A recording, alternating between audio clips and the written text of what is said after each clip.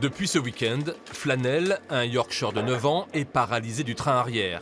La radiographie n'ayant pas été assez précise, sa maîtresse a accepté de lui faire passer un scanner qui a décelé une hernie discale.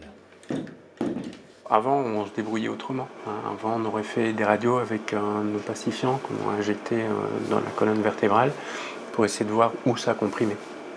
Donc maintenant, ce qu'on essaye de faire avec le scanner, c'est justement de ne pas d'être moins invasif et puis d'avoir déjà une meilleure localisation, parce que ça va permettre de voir vraiment la hernie, savoir où elle se trouve et la manière dont elle se présente. Il y a quelques jours encore, Flanel aurait été obligé d'aller à Nantes ou La Rochelle pour subir cet examen.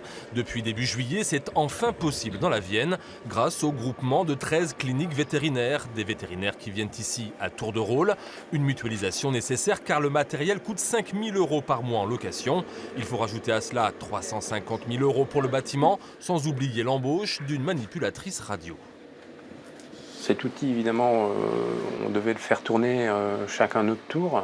Donc le problème, c'était qu'il y ait beaucoup de manipulateurs pour cet appareil qui est quand même assez fragile et qui demande quand même pas mal de technicité.